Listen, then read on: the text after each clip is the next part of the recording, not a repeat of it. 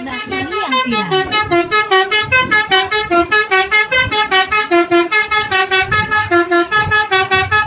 Teloletnya sampai ditiru hampir seluruh bus di Indonesia.